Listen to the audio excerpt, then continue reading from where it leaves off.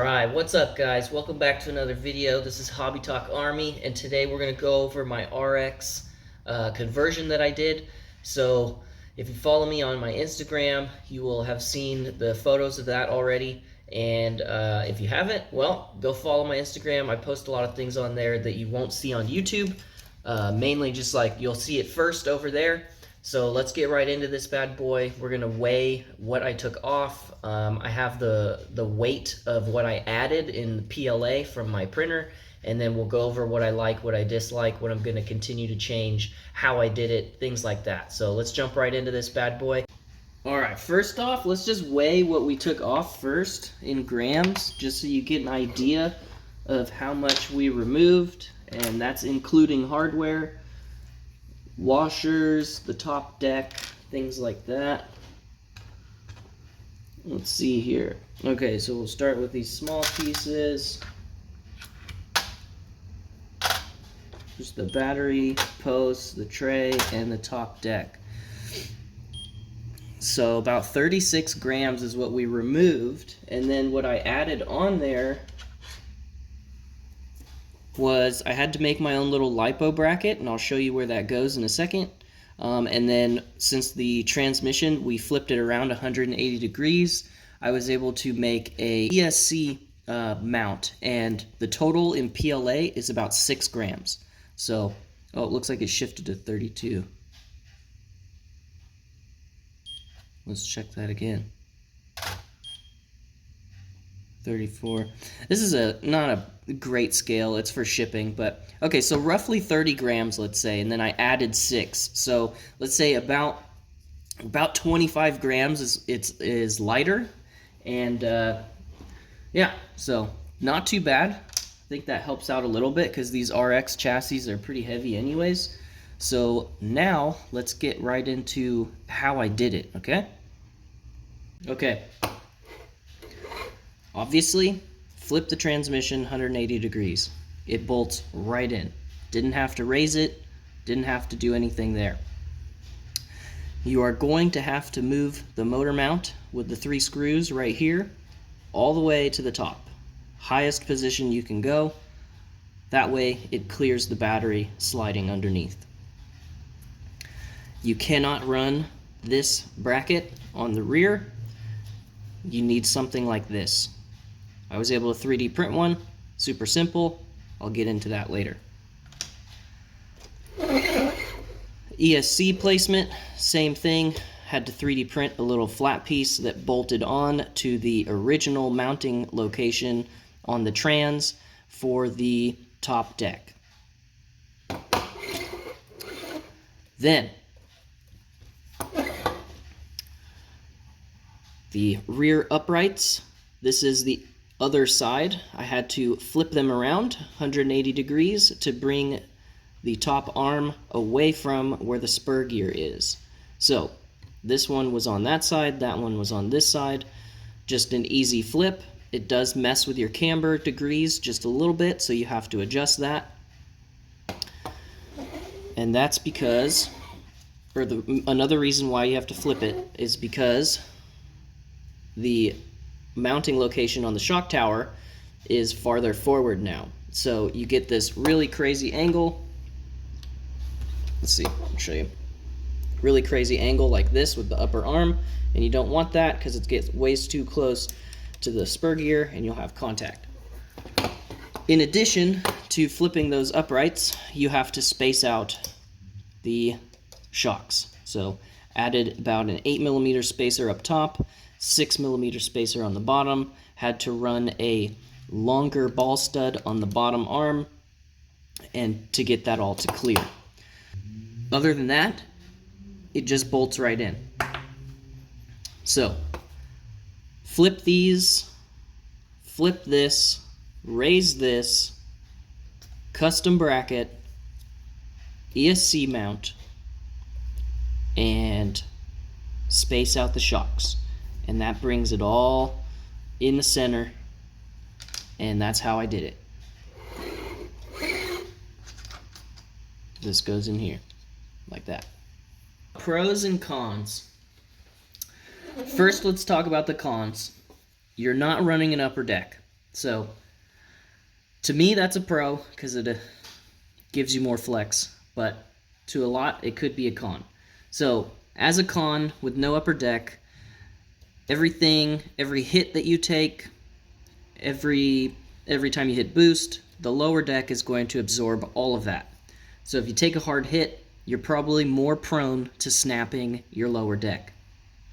Now, when you drive in RC drift cars on a track, which is mainly what I do, I barely ever use this thing out on the asphalt, you're not going to be taking a lot of hard hits, and especially from an experienced driver. I'm not super experienced, but just speaking to experienced drivers, if you do this, you know that you don't crash all the time, and a lot of the times you're not breaking parts because you're not overdoing it. You're just giving it what it needs to get around the track, respectively.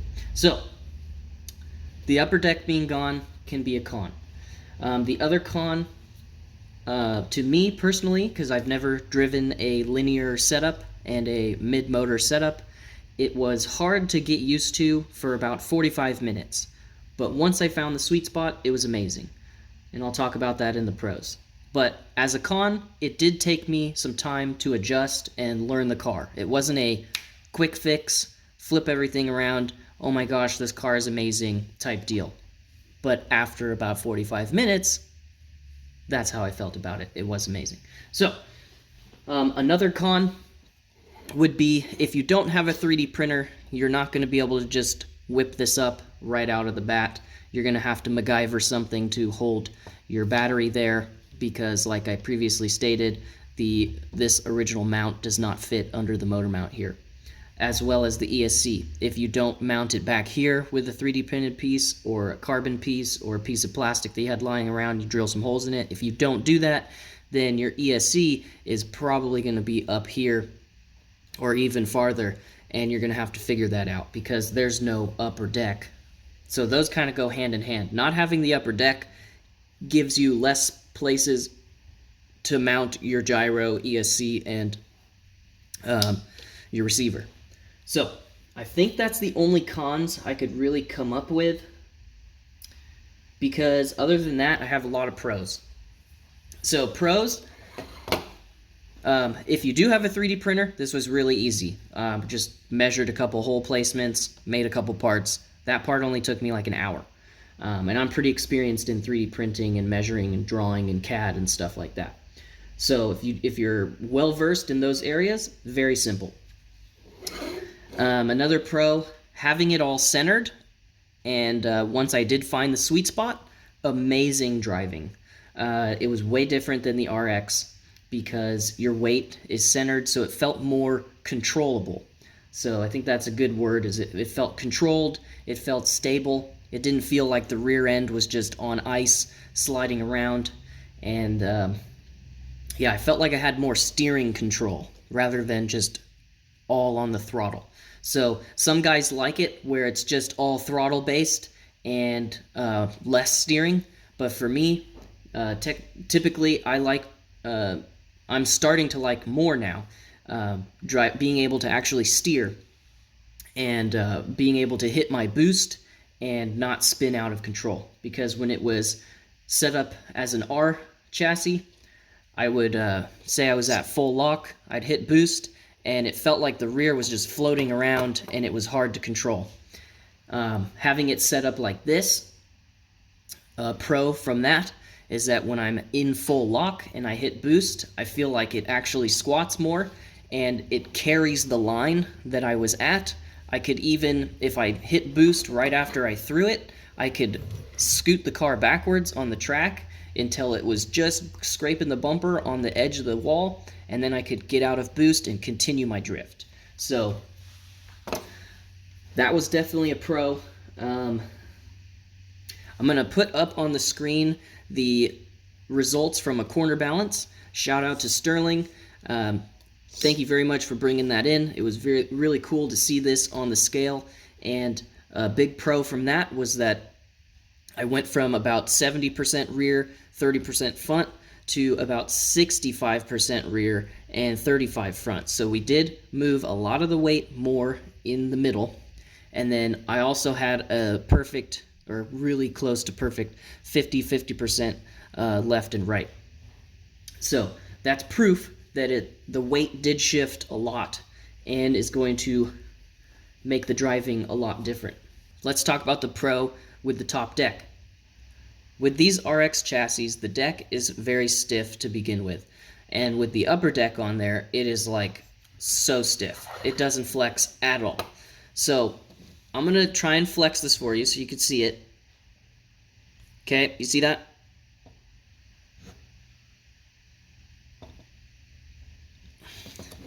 Now I'm putting like 20-25 pounds of force into trying to flex that there. So in order to do that, I don't think this motor is able to flex that deck like that. So I don't think it affects it very much at all. If anything, like, I think it helps out that there's no top deck, because it is giving this whole chassis a little bit of flex, and I mean a little, because this thing is stiff. Plus, if you look at the designs of these things, you've got the top, or the front bulkhead, right, mounted to the servo, which is metal. At least in my case, it's metal.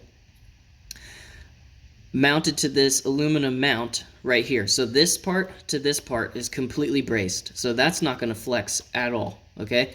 And then back here, yeah, so basically you just don't have a mount from here to here. So this big chunk of carbon is supposed to be flexing, and like you saw, it's very hard to flex that by hand. So I could only imagine how much it's flexing with under load, and it's probably not flexing very much at all. And if it is, I think that would help with traction on the rear tires. So I think it's a Pro. I think it does help out a little bit. I know I made a lot of big changes to this car, and it's hard to pinpoint exactly what's going on, but I think the overall big notice was that it's controllable. So I could put the car where I want it. When I'm coming out of a turn, it was easy to steer the car back straight, catch, like, these would then hook and it would pull me, rather than, you know, slide in slow, and then slow, and then accidentally over rotate because too much weight in the rear, and I'm not very good at, you know, being soft on the throttle.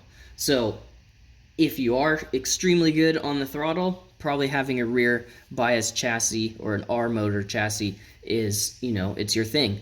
For me, who's in the hobby for about a year now and still figuring it out, starting with that R chassis was probably harder for me to learn than to learn something like this.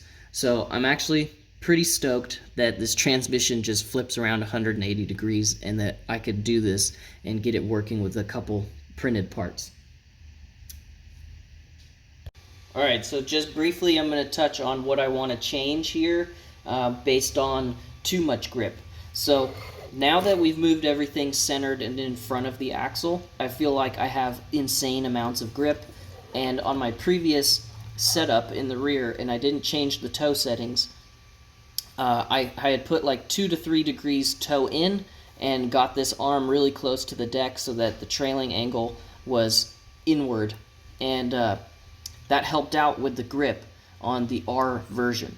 Now I feel like there's too much. So one thing I'm going to change is I'll probably flip the inserts on the suspension blocks here back to stock, and I might even play with the other ones that come in the box and just try them out and try maybe 1 degree toe, 2 degree toe, and see if that helps out. I also want to try and mess with the camber as well. I usually run 3 degrees, so I might change that to 2.5 or 2 degrees, just to see if it helps out lose a little bit of grip, so that when I'm chasing someone and I throttle up, I have a more, consistent grip, rather than just hooking immediately and, you know, catching up too quick and just banging on their door. So even though that's fun and stuff, you don't want to be the guy that's just knocking people off of their course and, you know, causing crashes all the time because you can't figure out how much grip you have. So That's something that I'm going to work on and change. I did also want to try and put the battery like this. That would require a new type of bracket to be made as well. And then also I do want to try another thing with this chassis is rotate the motor back down as low as it can go, and that would get my fan down here. Might have to make a custom fan mount to put the fan more in this kind of an area, and then possibly put the battery up top like this to get the weight even higher. So, you know, kind of getting more of a body roll weight shift type of thing going on. So those are the things that I might start to try and mess with next. Honestly, I just want to see how far that I can push this chassis and do it with as little money as possible and just use my 3D printer to kind of move the weight around on this YD2RX. Final thing, guys. I'm going to upload this kit on my website so you can purchase it already printed.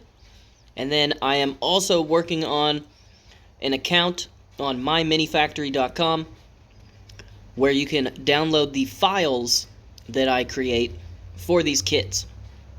So this will include a lot of other projects I've designed on CAD. So that way, if you have a printer, you can just buy the file and print it yourself. So stay tuned for that. I will have an account on myminifactory.com later this week. That's how I did it. It's pretty easy. It didn't take very long, and honestly, it drove great. I like it a lot. I want to see what we can do with this thing, because obviously you can flip it around 180 degrees, so that's cool. So let's see what else we can do with it and see how far we can push this thing. And that's it, guys. I appreciate you guys. Like this video, share this video to your friends. Subscribe if you haven't. I've got tons of videos. I try and put up 2 or 3 a week. So yeah, and then definitely if you're into 3D printing, you're gonna want to check out my myminifactory.com. I'm gonna have that link in the description here, and it will have a lot of files that I've made that I sell prints on my website, already printed. But if you guys want to print them yourselves, I'm finally going to release those so that you guys can print them yourselves. The only thing that I ask is that you don't start printing these things and selling them to your friends, because then you're making money off of my designs, which is kind of, I know it's probably going to happen, but I want to give back to the community so that you guys can enjoy this stuff and print your own stuff, save some money and stuff like that. I get that, but don't screw me over, man. One of the things I'm going to upload first is these replicas of the Overdose Weld 7 spokes. And they printed out really good, and the tires actually, like, the tires slip on and fit. Let me show you. All I have is this pink tire right here, but like, it's on there tight, fits good. And I actually drifted these at the track for about an hour, and they held up good. And this is PLA, so if you guys have a PLA printer, you can finally print some 10th scale drift wheels, and I've got a couple other designs I'll put up there as well. So anyways, God bless you all. Jesus loves you, and yeah, have a great day. Peace.